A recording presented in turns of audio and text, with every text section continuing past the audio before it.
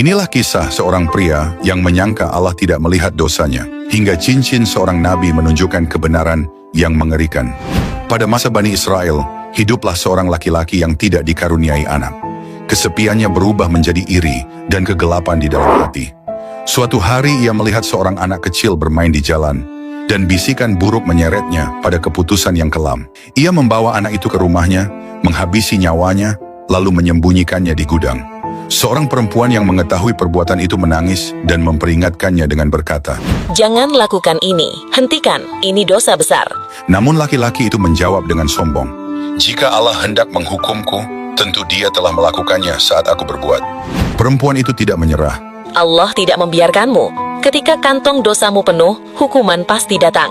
Waktu pun berlalu, tetapi hatinya tidak kembali jernih. Ia kembali melihat dua anak lelaki yang lemah dan polos. Ia mengajak mereka pulang, lalu membunuh mereka, dan menyembunyikan jasad mereka bersama korban-korban lain di gudang. Ayah kedua anak itu mencari kemana-mana dengan cemas, namun tak menemukan mereka, hingga ia mendatangi seorang nabi dan menceritakan semuanya. Nabi bertanya, "Apakah keduanya biasa bermain dengan seseorang?" Sang ayah menjawab, "Ya." Nabi meletakkan cincinnya di antara kedua mata laki-laki itu, lalu melepaskannya dan berkata, "Ikutilah cincin itu, lihat rumah yang dimasukinya, di sanalah kebenaran akan terungkap." Cincin itu bergerak hingga berhenti pada sebuah rumah dengan lubang di lantai. Orang-orang menggalinya dengan kaki dan tangan gemetar, sampai terlihatlah anak-anak yang hilang dalam lubang itu dengan keadaan tak bernyawa. Nabi memerintahkan agar pelaku dibawa dan disalib sebagai balasan atas kejahatan besar yang dilakukannya. Saat ia disalib, perempuan yang dahulu memperingatkannya datang dengan air mata. Dia berkata, "Aku sudah menasihatimu, Allah tidak membiarkanmu, dan kini kantong dosamu telah penuh." Maka tampaklah bahwa kezaliman sekecil apapun, betapapun disembunyikan, akhirnya akan terbongkar, dan keadilan ilahi pasti datang tepat pada waktunya. Bagaimana mungkin seorang nabi yang buta huruf di abad ke-7 Masehi bisa mengetahui detail mikroskopis janin yang baru ditemukan teknologi abad ke-20? Pertanyaan inilah yang membuat Profesor Dr. Keith Moore takjub. Beliau adalah mantan Presiden American Association of Clinical Anatomists dan penulis buku The Developing Human, buku wajib mahasiswa kedokteran dunia. Pada tahun 1980-an, Profesor Moore diundang untuk meneliti ayat-ayat embriologi dalam Al-Quran. Awalnya beliau ragu. Ilmu embriologi itu baru berkembang pesat 30 tahun terakhir. Mana mungkin kitab kuno bicara soal ini, pikirnya. Namun, saat membedah surah Al-Mu'minun ayat 14, logikanya terguncang. 1. Fase alaqah, lintah, segumpal darah. Al-Quran menyebut janin tahap awal sebagai alaqah. Dalam bahasa Arab, ini bisa berarti lintah atau sesuatu yang menempel. Profesor Moore kemudian membandingkan gambar embrio usia 24 hari dengan seekor lintah. Hasilnya, sangat mirip. Bahkan sistem peredaran darah janin saat itu mirip dengan sistem tubuh lintah. Tidak ada mikroskop di zaman Nabi. Dari mana beliau tahu bentuk ini? Tanya Moore. 2. Fase mudghah, segumpal daging sesuatu yang dikunyah. Al-Quran menyebut fase berikutnya sebagai mudghah, artinya benda yang dikunyah. Profesor Moore mengambil sepotong permen karet, mengunyahnya, lalu membandingkan bekas gigitan giginya dengan struktur somait, calon tulang belakang, pada janin. Lagi-lagi, bentuknya identik. Di hadapan konferensi pers dunia, Profesor Keith Moore mengakui dengan jujur, "Sangat jelas bagi saya bahwa pernyataan-pernyataan ini pasti datang kepada Muhammad dari Tuhan, karena sebagian besar pengetahuan ini baru ditemukan berabad-abad kemudian." Sebagai penghormatan, dalam edisi khusus bukunya, Profesor Moore menambahkan korelasi antara embriologi modern dengan Al-Quran. Sains tidak pernah bertentangan dengan Al-Quran. Sains hanya butuh waktu untuk membuktikannya. Inilah kisah seorang ulama yang membuat pencuri bertaubat dengan cara yang tak terduga.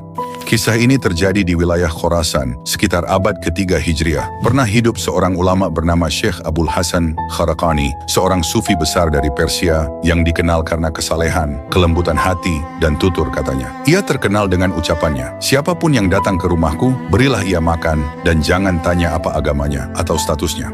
Suatu malam sang sufi terbangun dari sujudnya karena mendengar suara gaduh di dapur rumahnya. Dengan perlahan, ia melangkah menuju sumber suara. Ternyata di sana ada seorang pencuri yang sedang menggeledah lemari makanannya. Alih-alih mengambil barang berharga, pencuri itu justru tampak kelaparan dan mencari sisa makanan. Sang sufi tidak berteriak dan tidak pula memanggil warga, tapi pencuri terkejut dan bersiap untuk lari. Namun suara lembut sang sufi menghentikannya. Jangan takut, saudaraku. Engkau datang ke sini karena engkau memiliki keperluan, dan aku telah lalai menyediakannya untukmu hingga engkau harus bersusah payah mencarinya sendiri. Silakan duduk saja. Ia lalu memasakkan makanan paling lezat yang ada di rumahnya. Aroma makanan memenuhi dapur, dan si pencuri hanya bisa terdiam terpaku. Rasa tak percaya dan rasa malu bercampur menjadi satu. Saat makanan siap, sang sufi menghidangkannya di depan si pencuri. Namun karena melihat tangan pria itu masih gemetar hebat, sang sufi duduk di hadapannya dan mulai menyuapinya seperti menyuapi seorang anak kecil. Pada suapan ketiga, air mata mulai jatuh dari pipi sang sufi. Si pencuri yang merasa sangat bersalah pun bertanya, Tuan, mengapa Anda menangis? Seharusnya saya yang menangis karena malu telah memasuki rumah Anda dengan niat jahat. Mengapa Anda yang begitu baik justru meneteskan air mata? Sang sufi menjawab, Aku menangis karena aku takut Allah akan menghisapku di akhirat nanti dan bertanya, bagaimana mungkin engkau bisa tidur dengan perut kenyang dan selimut yang hangat, sementara saudaramu di luar sana menderita kelaparan hingga harus mencuri demi menyambung hidup? Mendengar jawaban itu, sang pencuri pun jatuh bersujud di hadapan sang sufi dan menangis sekeras-kerasnya. Ia bertobat kepada Allah saat itu juga dan bersumpah tidak akan pernah mencuri lagi. Bukan karena takut pada penjara, melainkan karena ia baru saja menyaksikan pancaran kasih sayang Allah melalui akhlak seorang manusia. Ini adalah kisah nyata tentang bagaimana akhlak bisa mencegah terorisme. Richard McKinney, seorang veteran marinir Amerika Serikat, pulang dari tugas perang dengan hati yang dipenuhi kebencian terhadap Islam. Baginya, setiap muslim adalah musuh yang harus dimusnahkan. Kebencian itu bukan cuma di mulut. Richard sudah merakit IED, Improvised Explosive Device, atau bom rakitan di rumahnya. Dia sudah menetapkan target, Islamic Center of Muncie, Indiana. Dia sudah menetapkan waktu, saat salat Jumat, agar korban jiwa maksimal, dia menargetkan 200 nyawa melayang. Namun sebelum melancarkan aksinya, Richard memutuskan untuk mendatangi masjid itu sekali lagi. Tujuannya, mencari validasi dan bukti bahwa orang-orang di sana adalah penjahat, supaya dia merasa tenang saat membunuh mereka nanti. Dengan penuh amarah, ia melangkah masuk ke masjid. Apa yang ia temukan? Apakah ia menemukan orang-orang yang sedang merakit senjata? Apakah ia menemukan wajah-wajah penuh kebencian? Tidak. Ia disambut oleh jemaah yang tersenyum ramah. Seseorang memberinya Al-Quran terjemahan bahasa Inggris. Seseorang berkata, "Apa kabar? Senang melihatmu di sini." Pertahanan Richard runtuh seketika. Ia bersiap untuk perang, tapi ia tidak siap untuk dicintai. Pulang dari masjid, ia tidak bisa tidur. Bayangan senyum tulus orang-orang itu menghantuinya.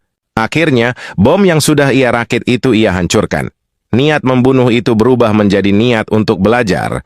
8 minggu setelah kunjungan pertamanya, Richard McKinney mengucapkan syahadat. Dan inilah bagian paling ironis sekaligus indah. Beberapa tahun kemudian, Richard McKinney, pria yang tadinya berencana meratakan masjid itu dengan tanah, justru terpilih menjadi presiden, ketua DKM di masjid yang sama. Dia yang dulu ingin mengambil nyawa mereka, kini menjadi pelindung utama mereka. Masya Allah. Benarlah kata pepatah, api tidak bisa dipadamkan dengan api, tapi dengan air. Kebencian tidak bisa dilawan dengan kebencian, tapi dengan kasih sayang. Inilah kisah ketika malaikat maut memperingatkan tentang ajal kepada Nabi Yakub alaihissalam. Kisah ini terjadi pada zaman Nabi Yakub alaihissalam. Nabi Yakub merupakan nabi yang diberikan kelebihan dapat bersahabat dengan para malaikat, termasuk malaikat maut. Suatu hari saat malaikat maut berkunjung ke rumahnya, menampakkan diri untuk bertamu dan berbincang dengan Nabi Yakub karena kagum akan kesalehan beliau. Nabi Yakub berkata kepada sahabatnya itu, Wahai malaikat maut, aku tahu tugasmu adalah mencabut nyawa. Namun karena persahabatan kita, bolehkah aku meminta satu permintaan? Wahai Yakub, apa itu? Nabi Yakub melanjutkan, Jika ajalku sudah dekat dan engkau hendak mencabut nyawaku, kirimkanlah kepadaku 2 atau 3 utusanmu terlebih dahulu sebagai peringatan agar aku bisa lebih mempersiapkan diri. malaikat maut tersenyum dan menyanggupi permintaan itu.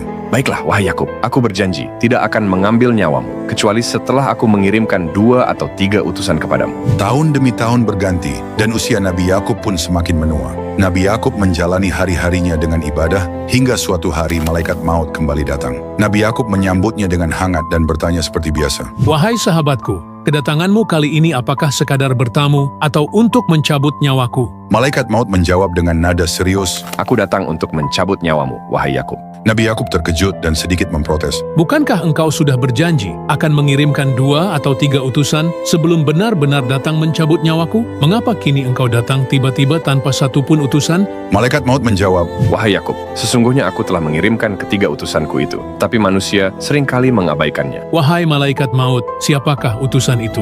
malaikat maut pun menjelaskan. Utusan pertama, rambutmu yang dahulu hitam legam kini telah memutih seluruhnya. Utusan kedua, tubuhmu yang dahulu tegak dan kuat kini bungkuk dan lemah.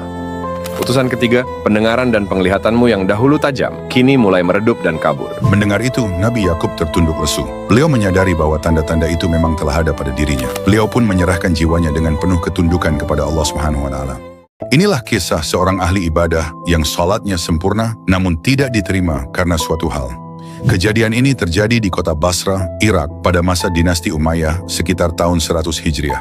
Pernah hidup seorang bernama Ajami. Ia adalah mantan pendosa yang bertaubat dan bersungguh-sungguh menyerahkan seluruh hidupnya untuk beribadah. Namun karena ia berasal dari Persia dan baru belajar agama di usia tua, lidahnya sangat kaku. Ia kesulitan melafalkan ayat-ayat Al-Quran dengan tajwid yang sempurna seperti orang Arab pada umumnya. Suatu malam, seorang ulama besar, Hasan al-Bashri, datang ke masjid kecil tempat Ajami sholat. Sang ulama mendengar Ajami sedang sholat dan membaca surah Al-Fatihah. Namun pelafalannya berantakan, makhrajnya tidak pas, dan iramanya jauh dari kaidah tajwid yang benar. Sang ulama bergumam dalam hati, Bagaimana mungkin salat orang ini diterima jika bacaan rukunnya saja salah total? Kasihan sekali dia, ibadahnya sia-sia karena kebodohannya. Karena merasa lebih tahu, sang ulama memilih untuk tidak bermakmum di belakangnya dan mengerjakan salatnya sendiri, merasa salatnya jauh lebih berkualitas karena kefasihan lisannya. Sesudah melakukan salat, tanpa sengaja sang ulama itu ketiduran. Ia mendapatkan sebuah mimpi. Dalam mimpinya, ia mendengar suara yang bertanya kepadanya, "Wahai hambaku, tahukah engkau apa yang paling aku cintai dari ibadah malam ini?" Sang ulama menjawab, Mungkin itu adalah salatku yang sempurna bacaannya. namun suara itu menjawab, "Engkau salah, ketahuilah, salat Ajami yang kau remehkan itu telah naik menembus 7 lapis langit dan menetap di arsku. Lidahnya memang keliru menyebut huruf, tapi hatinya benar tulus menyebut namaku. Sedangkan engkau, lisanmu benar menyebut huruf, tapi hatimu penuh dengan kesombongan atas ilmumu." Terbangunlah sang ulama dalam keadaan berkeringat dan menangis. Ia menyadari bahwa ia telah terjebak dalam kesombongan intelektual. Ia segera mendatangi Ajami dan meminta maaf.